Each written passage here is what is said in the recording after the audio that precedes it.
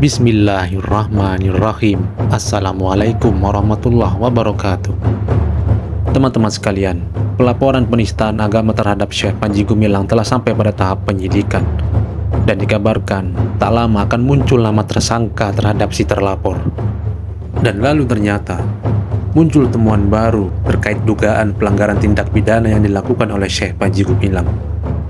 Temuan ini ditemukan dan dilaporkan oleh Menko Polhukam sendiri, yaitu Bapak Mahfud MD.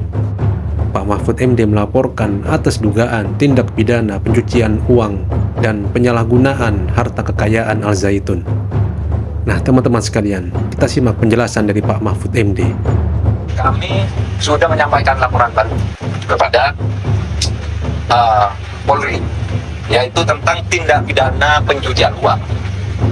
Kami telah membekukan 145 rekening dari 367 rekening yang diduga menurut PPATK mempunyai kaitan dengan pondok atau kegiatan Al Zaitun, kegiatan Panji Gumilang. Kita sudah sebutkan di situ beberapa tindak pidana yang mungkin terkait dengan itu, misalnya tindak pidana penggelapan, tindak pidana penipuan, tindak pidana pelanggaran yayasan, tindak pidana penggunaan dana BOS, yang itu semua diletakkan dalam konteks pencucian uang. Pencucian uang dengan penggelapan, pencucian uang dengan penipuan, pencucian uang karena undang-undang yayasan, pencucian uang karena penggunaan dana BOS dan sebagainya. Itu sudah kami laporkan ke polisi, ke Baris Krim. Satu tindak pidana yang tidak lebih mudah dari tindak pidana yang sudah sekarang masuk di dalam penyidikan. Kemudian, saudara, agak lebih fantastis lagi, kami sudah melaporkan adanya sertifikat tanah atas nama Panji Gumilang dan keluarganya yang diduga ada kaitan dengan penyalahgunaan, diduga ada kaitan dengan penyalahgunaan kekayaan Al Zaitun, karena tanah-tanah itu ditulis atas nama pribadi Panji Gumilang, istri dan anak-anaknya. Di sini kita apresiasi terkait langkah atau tindakan yang dilakukan oleh Pak Mahfud MD. Mudah-mudahan bisa membuahkan hasil yang baik. Dan kita juga apresiasi kepada Bapak Yandri Susanto, Wakil Ketua MPR kita.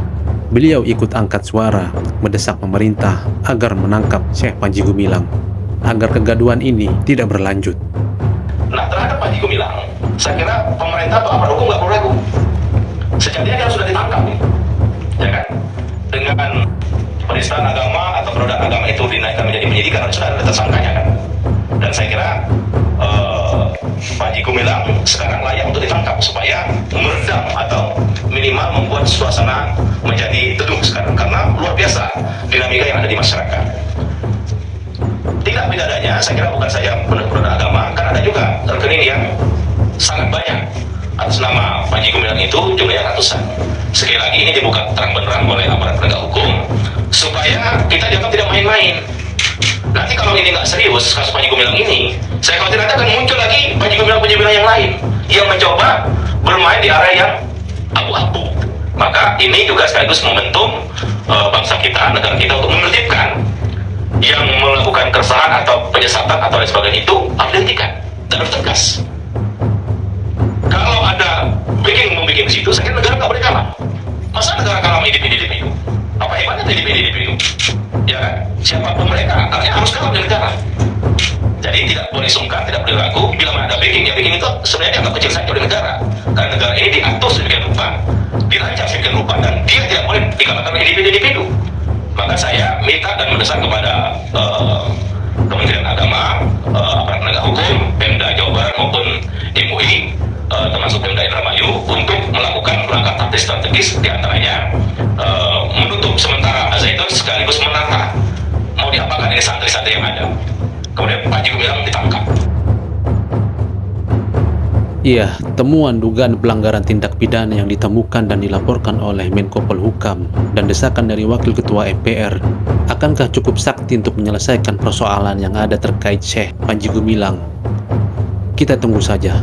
Wassalamualaikum warahmatullahi wabarakatuh.